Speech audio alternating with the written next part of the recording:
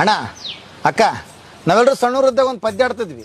ಯಾವ್ದಂದ್ರೆ ಅವಲಕ್ಕಿ ಪವಲಕ್ಕಿ ಕಾಂಚನ ಮಿಣ ಮಿಣ ಡಾಮ್ ಡೂಮ್ ಟಸ್ ಪುಸ್ ಕೊಯ್ ಕೊಟ್ಟಾರ. ನನ್ನ ಪ್ರಕಾರ ಎಲ್ರು ಹಾಡಿರಿ, ಎಲ್ರು ಕೇಳಿರಿ. ಆದ್ರೆ ಇದು ಅರ್ಥ ಬಹಳ ಮಂದಿಗೆ ಗೊತ್ತಿಲ್ಲ. ಅಣ್ಣ ಇಡೀ ಜೀವನವೇ ಈ ಪದ್ಯದೊಳಗೆ ಅಡಿಬಿಟ್ಟದ. ಎಷ್ಟು ಚಲೋ ಬರ್ದಾರ ನಮ್ಮ ಹಿರಿಯರು ಅಂತೀನಿ. ಅವಲಕ್ಕಿ ನಾವು ಸಣ್ಣವರಿದ್ದಾಗ ನಮ್ಮ ತಾಯಿ ಅವಲಕ್ಕಿ ಮೊಸರು ಮಾಡಿ ನಮಗೆ ತಿನ್ನಿಸ್ತಿದ್ಲು.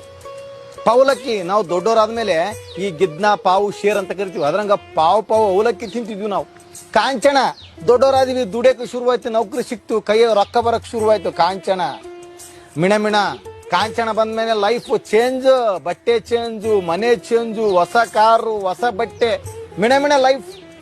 ಆಮೇಲೆ ಡಾಮ್ ಡೂಮ್ ಲೈಫೆಲ್ಲ ಮಿಣ ಮಿಣ ಅಂದಮೇಲೆ ಲೈಫಿಗೆ ಏನೋ ಬೇಕಲ್ಲ, ಒಂದು ಹುಡುಗಿ ಬರ್ತಾಳ, ಮದುವೆ ಆಗ್ತಾಳ, ಡಾಮ್ ಡೂಮ್ ಅಂತೇಳಿ ಜೋರಾಗಿ ಲಗ್ನ ಆಗ್ತೀವಿ, ಬ್ಯಾಂಡ್ ಬರ್ತಾರೆ ಡಮ್ ಡಮುಕ್ ಅಂತೇಳಿ.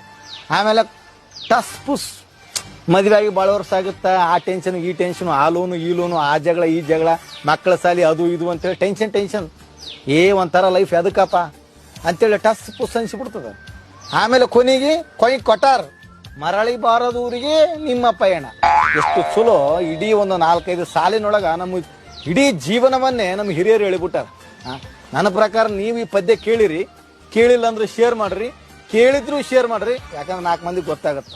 ಎಷ್ಟು ಅದ್ಭುತ ಅದಲ್ಲ ಅಣ್ಣ ಅಕ್ಕ.